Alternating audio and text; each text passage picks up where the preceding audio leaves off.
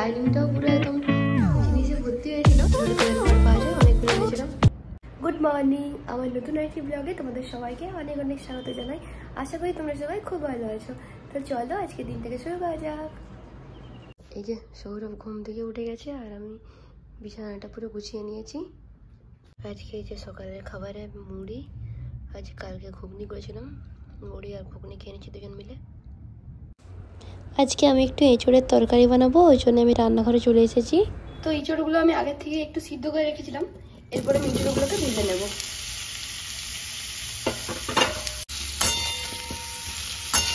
এঁচোড়গুলোকে একটু লাল লাল করে ভাজতে হবে, তাহলে কিন্তু খেতে বেশ ভালো লাগবে।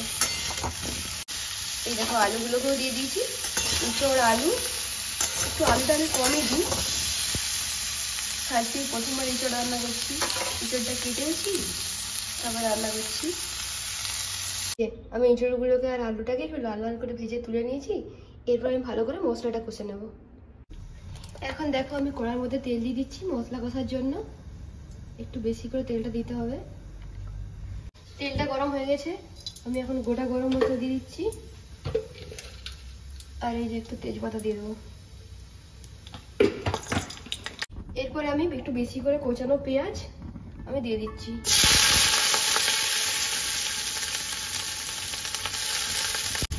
পেঁয়াজটা ভাজা করার সময় আমি একটু কাশ্মীরি লঙ্কা, কাশ্মীরি মির্চ আমি এর মধ্যে দিয়ে দিচ্ছি, তাহলে কালারটা খুব ভালো আসবে। এই দেখো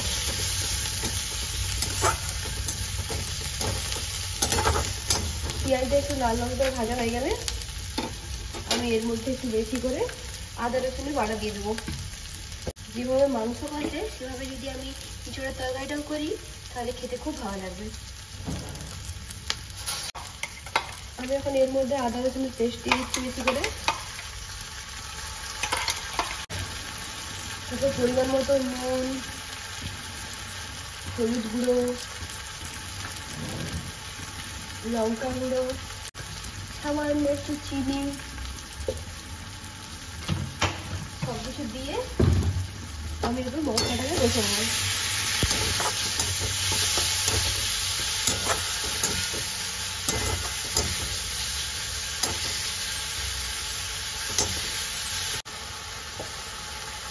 মশলাটা কষে নিয়েছি কিছুটা, এরপর আমি এর মধ্যে এঁচোড়গুলো দিয়ে দিচ্ছি, ভেজে রাখা এঁচোড়। এঁচোড়গুলোকে মশলার সাথে ভালোভাবে মিশিয়ে নিচ্ছি।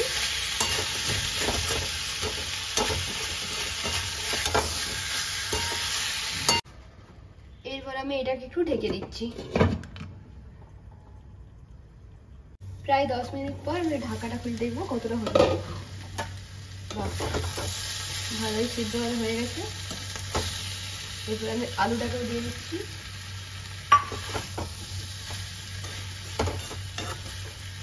সব কিছু ভালো করে মিশিয়ে নিয়েছি, এরপর আরো 5 মিনিট একটু ভালো করে কষে নেবো, তারপর জল দিয়ে দেবো। ব্যাস আমি ভালো করে কষে নিয়েছি, এরপর আমি এর মধ্যে গরম জল দিয়ে দেবো।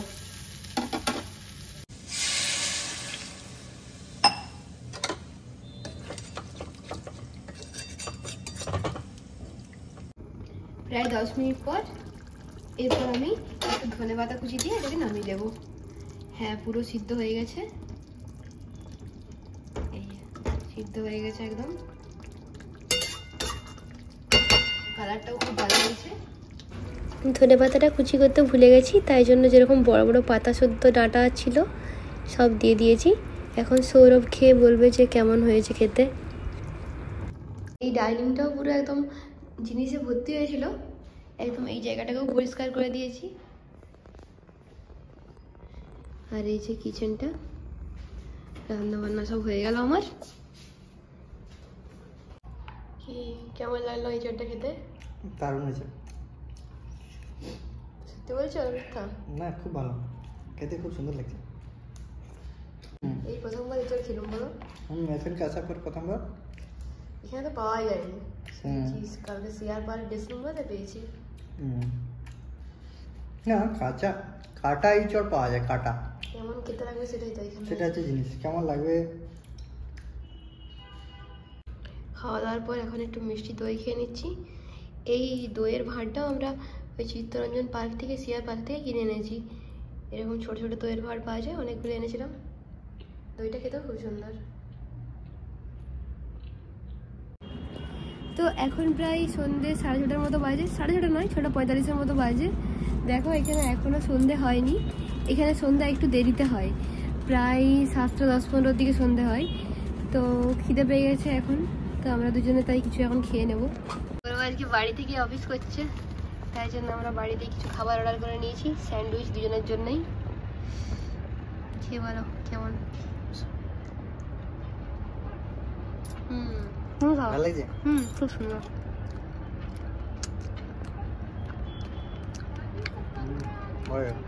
এটাই বেশি ভালো লাগে। এখন প্রায় রাত 9টার মতো বাজে। আমরা এখন যাচ্ছি নিচে একটু হাঁটতে। তার আগে একটু সৌরভ ঘুমিয়ে গেছিলো, ওই জন্য আমরা নিচে হাঁটতে যেতে পারিনি। এখন আমরা নিচে হাঁটতে যাচ্ছি। ঘুমিয়ে মুখ চোখ ফুলে দিয়েছে। দরকার ছিল, খুব ভালো লাগছে। ঘুমিয়ে মুখ চোখ ফুলে গেছে।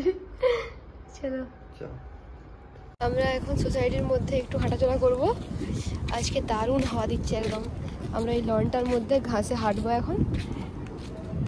কি সুন্দর লাগছে, এত হাওয়া দিচ্ছে, ফুরফুরে হাওয়া দিচ্ছে। হ্যাঁ, কি যে ভালো লাগছে এখানে হাঁটতে। এই যে এদিকে মন্দির, হ্যাঁ, আর এই যে আমরা খালি পায়ে হাঁটছি দুজন, এত ভালো লাগছে কি বলবো। আর খুব সুন্দর ওয়েদারটা। আমরা দুজন এখন একটু বসে আছি, অনেকক্ষণ হেঁটেছি, হাঁপিয়ে গেছি, একটু বসে আছি। কিন্তু এত সুন্দর হাওয়া দিচ্ছে যে যেতে ইচ্ছে করছে না একদম। যেতেই হবে, মশা দমে। হ্যাঁ, মশা, বসলেই মশা। দেখতে ভীষণ সুন্দর লাগছে। ব্যাস, আমাদের হাঁটা হয়ে গেছে। এরপর আমরা গোটা সোসাইটিটাকে চক্কর দিয়ে তারপর বাড়ি ঢুকে যাবো। চলো আগে পুরো সোসাইটিটা ঘুরে নিই, তারপর চলে যাবো বাড়িতে।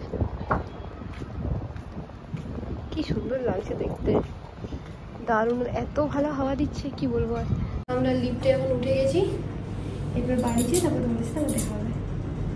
আমরা বাড়ি চলে এসেছি। এরপর তাড়াতাড়ি করে একটু লাউয়ের কোপ্তা বানাবো, আর শুক্তোটা বিকালে বানিয়ে রেখেছি। আজকে আমি একটু লাউয়ের কোপ্তা বানাবো, ওই জন্য এই যে লাউটাকে গ্রেড করে নেব।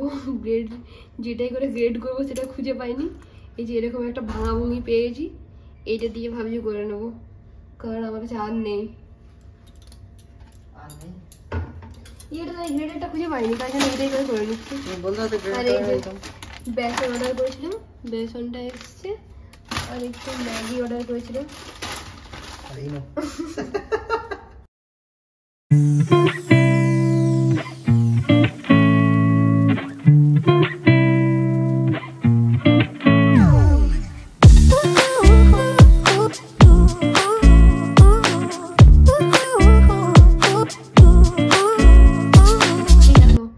লাউটাকে গ্রেড করে নিয়েছি, দুজন তো ওই জন্য একটু একদম কম করে করেছি। আর এরপর আমি এর উপরে পেঁয়াজ বেসন সব দেবো, দেখতে থাকো তোমরা।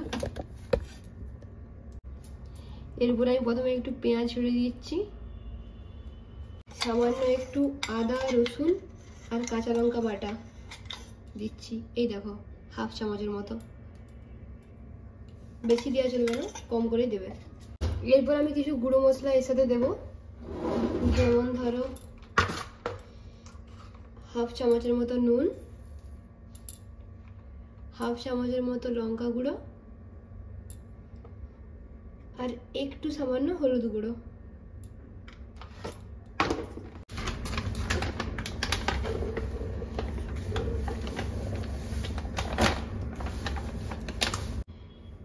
সবকিছু দেওয়ার পর আমি শেষকালে বেসন দেব।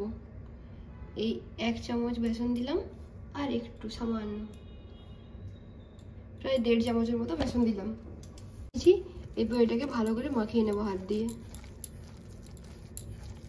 জল কিন্তু একদম দেওয়া চলবে না এর মধ্যে, তাহলে একদম ভালো লাগবে না খেতে। এই যে আমার ব্যাটারটা পুরো রেডি হয়ে গেছে। লাউ, তারপর বেসন, পেঁয়াজ, লঙ্কা, হলুদ সব দিয়ে এরপর আমি গ্যাসের মধ্যে ছোট্ট কড়াইটা বসিয়ে দেবো। আমি একটা থালার মধ্যে কিছু টিস্যু পেপার বিছিয়ে নিয়েছি। এরপর আমি সব পকোড়াগুলোকে ছেঁকে নেব। তেলটা গরম হয়ে গেছে, এরপর আমি ভেজে নেব ছোট ছোট করে।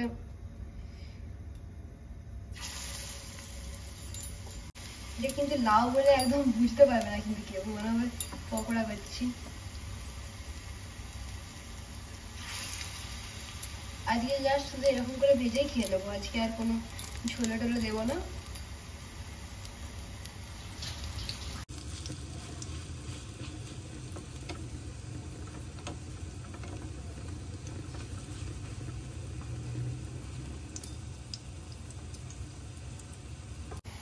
ব্যাস পকোড়াগুলো ভাজা হয়ে গেছে, এরপরে আমি তুলে নেব।